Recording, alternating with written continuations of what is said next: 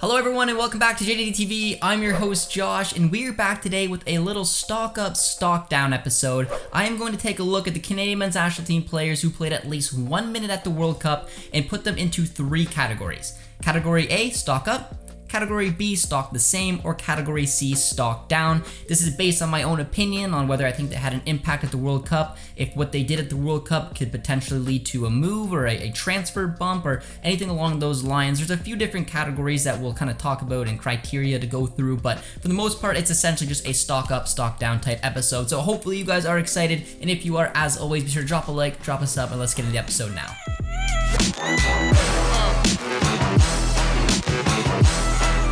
Now it's time to give a shout out to the legends over at OneFootball, who are the sponsors for all the World Cup content on the channel. OneFootball will absolutely keep you up to date during the World Cup as you head to the app, search for your favorite national teams like Canada or Germany. Now go give them a follow and watch your homepage get populated with stories that you will care about as they happen. You can also track matches live in the app, check out starting 11s, watch videos from behind the scenes as well as interviews, highlights, and so much more, including the ability to watch full matches directly in the app from around the world. It's truly an incredible app to help you stay up to date with everything going on in the beautiful game. I personally use OneFootball every day to track Canadians playing abroad, and I highly recommend it for all of you watching. So click on the link in the description to download the OneFootball app. It helps creators like myself. Thank you all so much, everyone. Now let's get into the episode.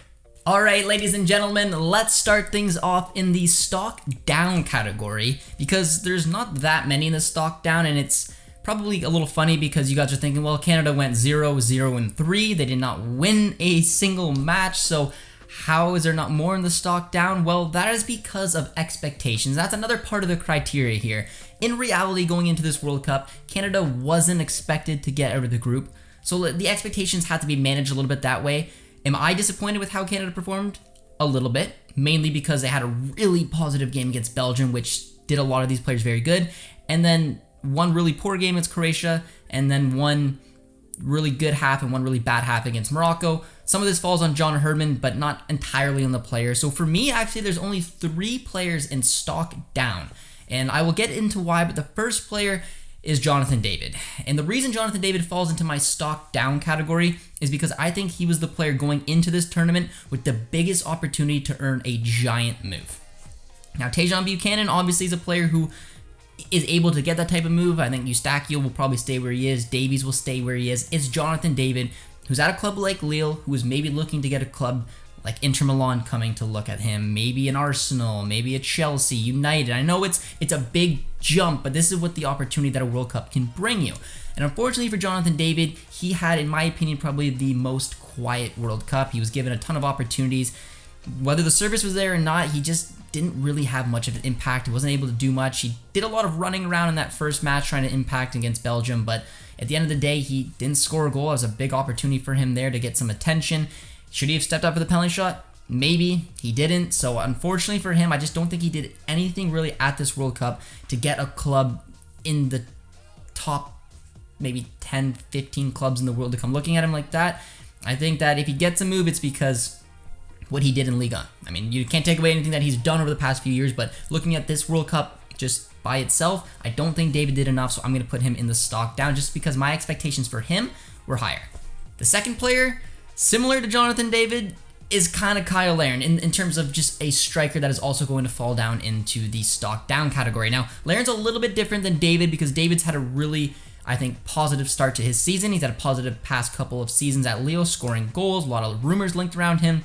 Kyle Larin had one really good season at Besiktas, not so good of a season, then he was looking for a move, ended up at Club Bruges. Things didn't go that well. But this was an opportunity for the Canadian men's national team all-time goal scorer to make a stand, make a statement on the world's biggest stage, maybe give him a little bit of confidence going back to Bruges or maybe earning some other type of move. We don't 100% know, but the fact of the matter is he had some opportunities, but he wasn't really able to capitalize as well. Had a bit of a quiet tournament similar to Jonathan David.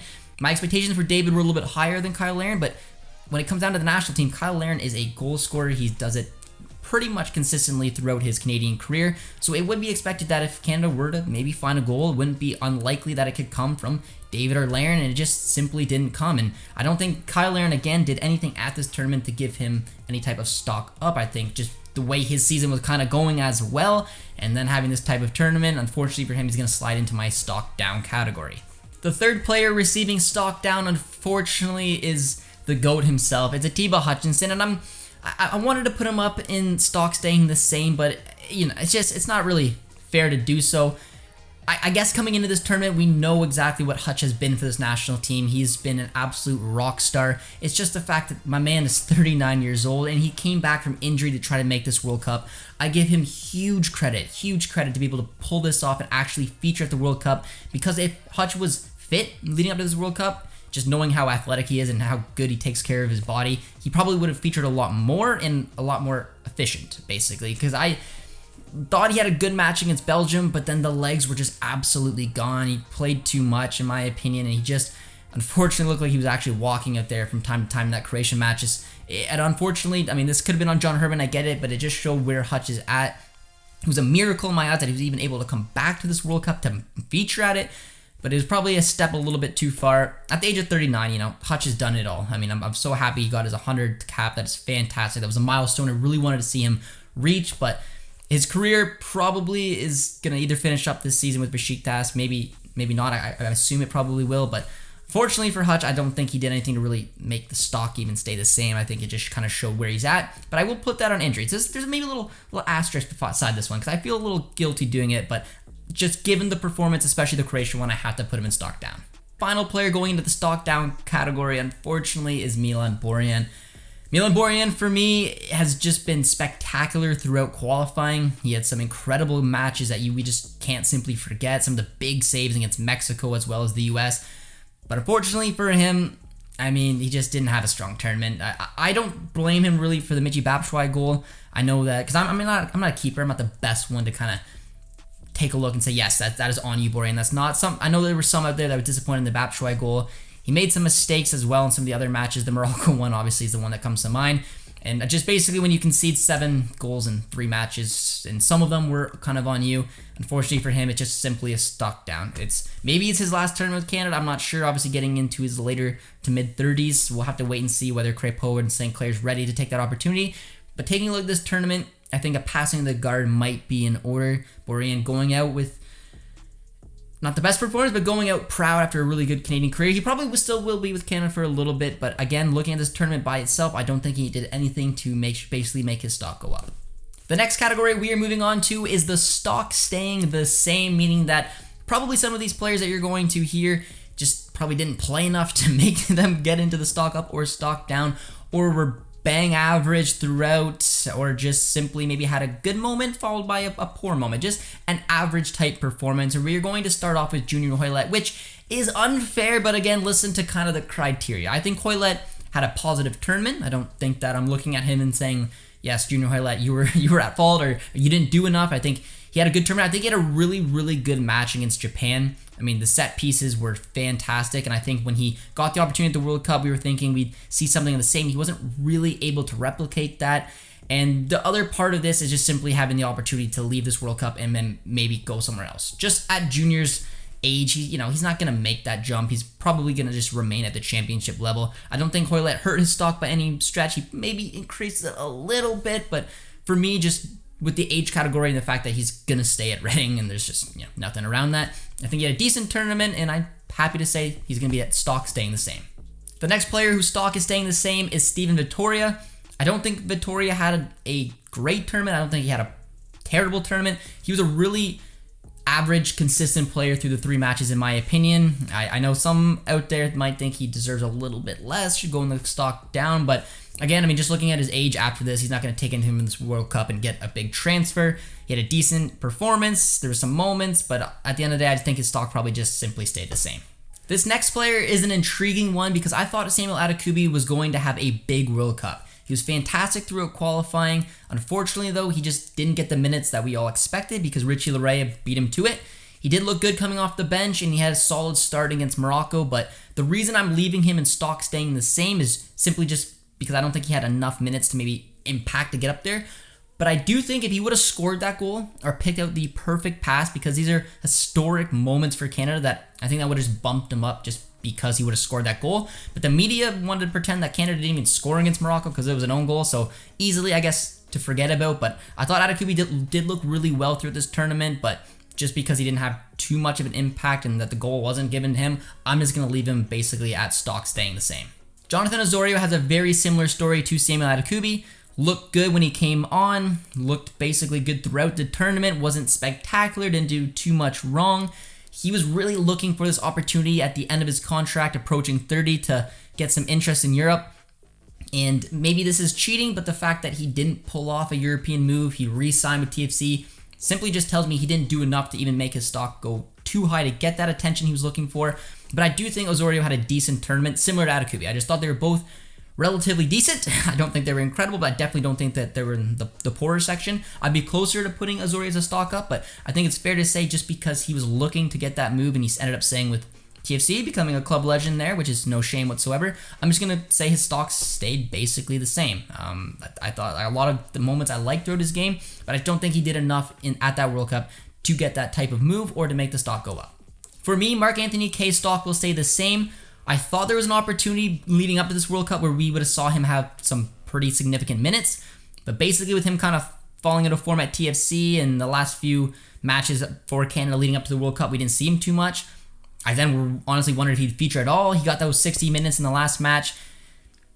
I thought he looked okay. There's a lot of hate around basically his game and the form leading up to here, but I don't think that anyone was truly really disappointed, considering that when you looked at that system that John Herman threw out there, you thought that Kaye could be in significant trouble. I thought that first half was pretty poor, but I don't think Kaye was terrible. I would have felt a little guilty putting him down there. He didn't have a ton of minutes obviously at this World Cup, but he had enough to where I'm like, all right, I can't really put him at either or. I'm just going to simply throw him in the middle. It's unfortunate just because of where I think at one point he was at. It was basically Eustachio and Kaye because of Hutch's age and whatnot that I thought were going to get the starts. Obviously kind of drifting out of that a little bit, but still having a good opportunity at the World Cup to feature. 60 decent minutes, and for me, his stock staying the same. These next three players will all have their stock staying the same, and that's because they simply didn't feature enough. I mean, they're in the category of this list because they featured at the World Cup. That is Liam Miller, David Wotherspoon, and Lucas Cavallini, but they didn't play enough minutes to really do a ton to be like, yeah, they have scored a goal or something to maybe get their stock up a little bit because of a big moment. And they didn't do anything poorly to kind of slot them down into stock down. So for those three players and just the fact they didn't feature a lot, they're all going to have their stock staying the same. The final category we will be looking at is the stock up category, and there's only one place to start, and that is Tajon Buchanan. In my opinion, out of all the players that featured at this World Cup, the player who had their stock improve the most was Tajon Buchanan, and there is simply proof for that. He was fantastic, in my opinion, in different areas. I know that some people reached out to me and were pretty disappointed with his finishing and some of his decision-making, but for me, I thought he showed really strong footballing IQ. He had the ability to track back. He showed his rapid pace, 1v1 ability. He picked up some incredible passes. He had the assist for the first ever goal with that pinpoint pass. He did enough to gain attention. And honestly, here's a list of the clubs that have been linked with him ever since he played at the World Cup. At time of recording, the clubs are Napoli, Juventus, AC Milan, Inter Milan, and Leicester City. It looks like he's probably going to get a move in January, maybe be loaned back to Club Brugge. If not, definitely clubs will be coming for him in the summer.